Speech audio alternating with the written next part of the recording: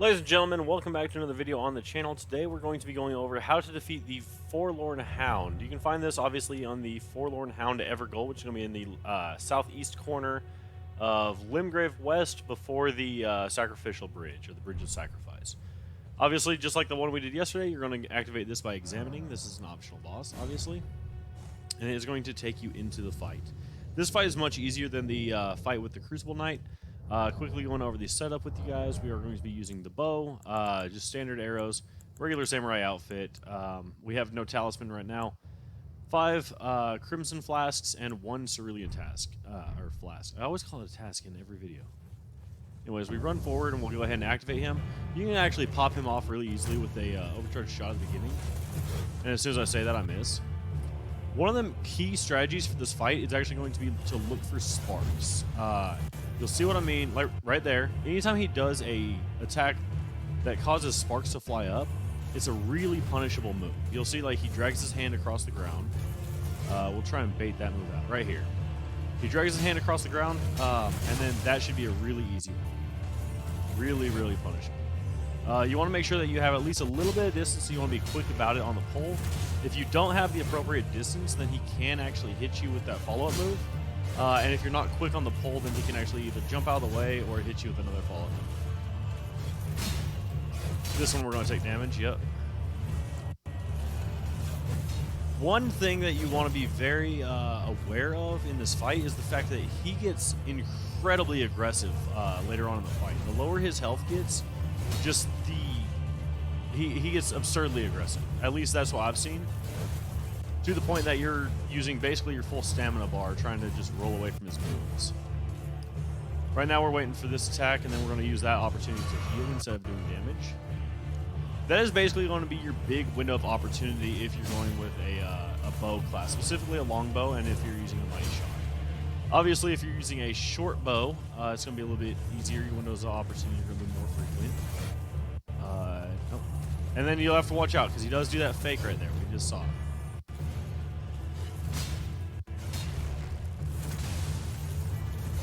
I believe that was a headshot, but that one did not stagger him. You want to be very careful because 2 hits could lead to anything. Oh, okay, we did not take the opportunity to heal. We went for the flask, but then the ledge messed us up. Luckily for us, we got another opportunity. The reason that we want to wait for him to do his move, specifically this move right here, is because if you just shoot at him, he's just going to jump out of the way. He's a very agile opponent, so he does have the benefit of that, obviously, and being able to, like, we'll pop a shot at him here, and you'll see he just sidesteps it really easily. Same thing with the assassin that's down in the Death Touch catacombs.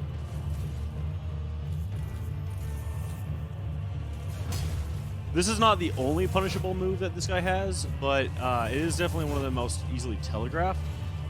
And the big thing that you're looking for is sparks.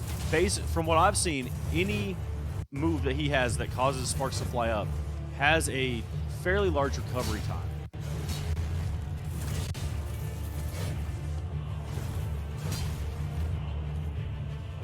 Go ahead and drop back.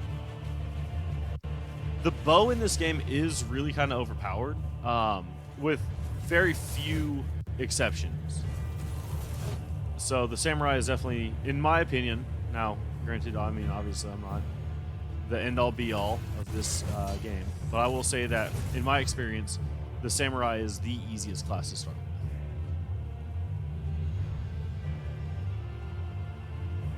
with. Come on, puppy.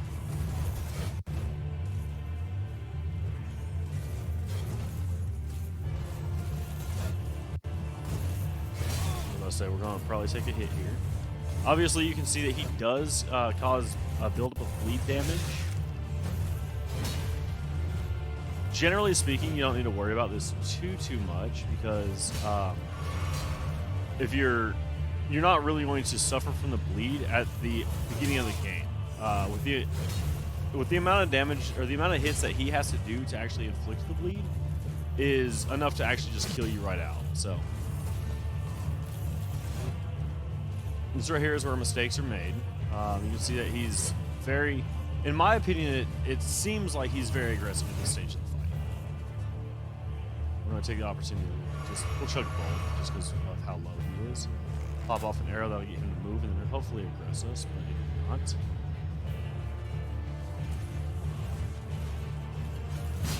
That's a hit on us. That was not the best use of my time.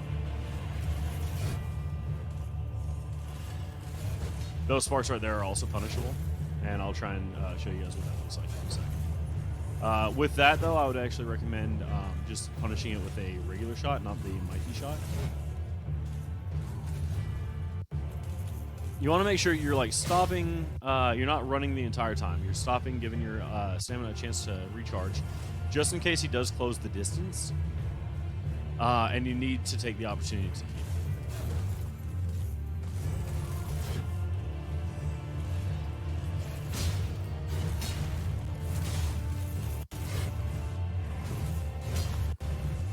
Or not healed, take the opportunity to roll. You want to kind of try and avoid the corners. I know I've been kind of hanging out in them. It's just a natural instinct to kind of like fall back to the corners. But realistically, you want to kind of try and avoid them as best as possible. Purely due to the fact that that's a punchable move. And that's going to be the end of him. You want to avoid the corners purely due to the fact that if he does get you in the corner, it allows him to be a little bit more aggressive. Obviously, the reward for this fight is going to be the Bloodhound's Fang, and I will read the description of that as soon as this loading screen is over.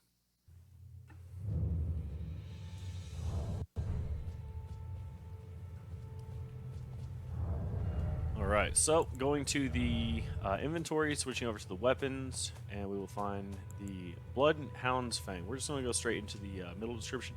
It is a curved greatsword with gently undulating blade wielded by Bloodhound Knights, a fearsome blade capable of brutal airborne attacks. It does have the unique skill Bloodhound's Finesse, which reads, slash upwards with the Bloodhound's Fang, using the momentum of the strike to perform a backward somersault and gain some distance from foes. Follow up with a strong attack to perform the Bloodhound's Step attack. It does require 18 strength as well as 17 dexterity to use. And we can actually go ahead and equip this, and hopefully I can demonstrate those moves. We do not have the 18 strength, but in this game, if you have 1/2 of the strength requirement, then you can actually effectively two-hand the weapon. Obviously, this is what a light attack chain is going to look like.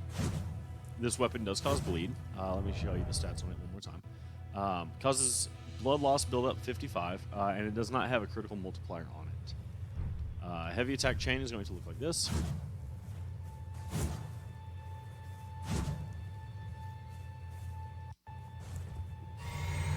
A charged heavy is going to look like this. And then the ability itself will look like this. That's the standard ability, and then if we follow up with a heavy, that's the Bloodhound Step attack. Anyways, that's going to be it for the video and a showcase of the weapon. Hope you guys did enjoy. If you did, don't forget to leave a like, subscribe, and comment.